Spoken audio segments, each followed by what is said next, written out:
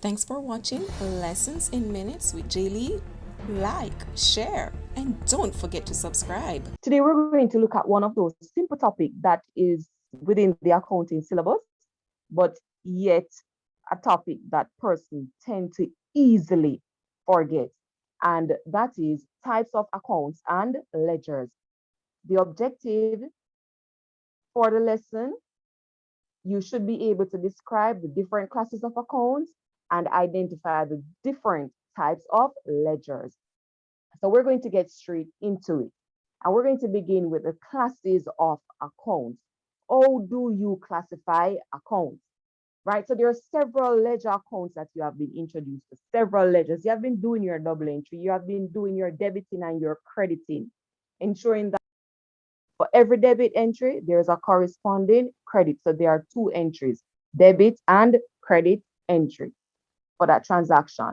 Now, with all those accounts that are introduced to you, all those accounts that you have been preparing, how do you classify these?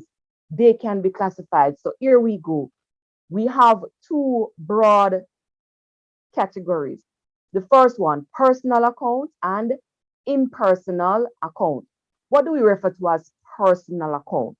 These are the accounts for debtors and the accounts for creditors. So our personal accounts are the credit customers and the credit suppliers, your trade receivables and your trade payables.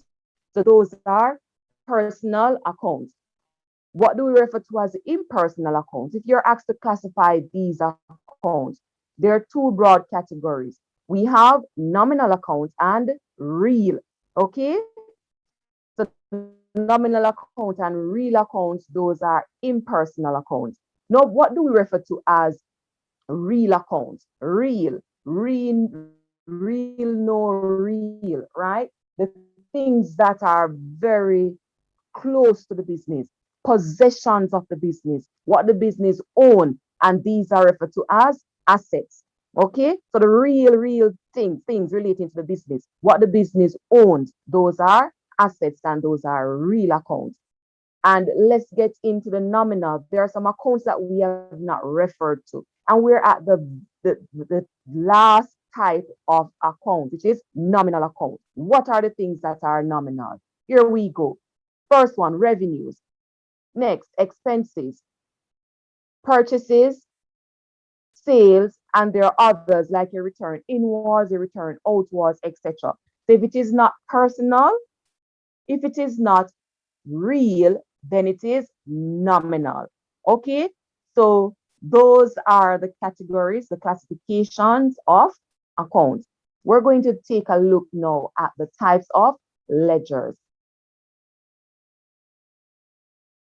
So there are three types of ledgers, three and only three types of ledgers. And we begin. The first one there is sales ledger. We have purchases ledger. And the final category there is general ledger. But what do we put in these ledgers? When we talk about ledgers, we're simply talking about the T accounts, those accounts that you have been debiting and crediting based on the transaction. So you're classifying these accounts in the different types of ledgers because you don't want everything in one and you can't find, etc. If you want to find a particular account, you should know which type of ledger, whether you're going to your sales ledger, your general ledger, or your purchases ledger to find that account. So what accounts do we put into the sales ledger?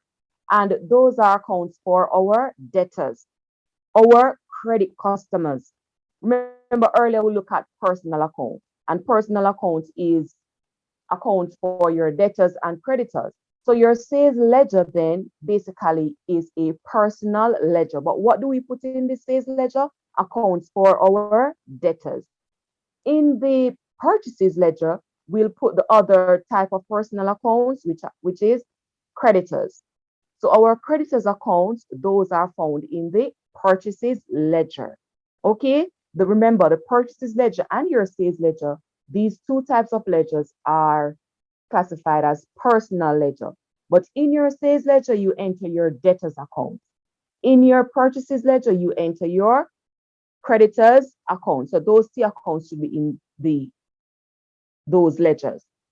And We have not mentioned some accounts. So definitely those will be entered in your general ledger. So the general ledger will basically suck up the other accounts. And these are your assets. Assets except your cash and your bank, because those are recorded in your cash book. Our cash book is seen as an extension of the ledger. Why? Remember, in ledgers, we do debiting and crediting. In our cash book, that is what we basically do. We debit and credit. So therefore, double entry can be completed in the cash book. So it is seen as an extension of a ledger, and the accounts that are recorded in that are the cash account and the bank account. So all other assets are entered in the general ledger except your cash and your bank account, which are recorded in your cash book, which is an extension of the ledger. So we have some other accounts that were not mentioned. And definitely once they were not mentioned, they are for the general ledger.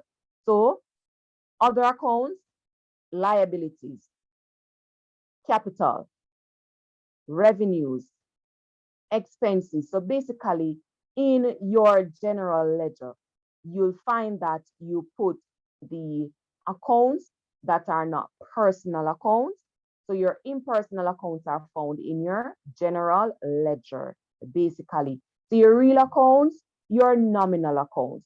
But for the real account, don't forget that your cash and your bank, those are recorded in the cash book, because the cash book is an extension of the ledgers. Like, share, and don't forget to subscribe.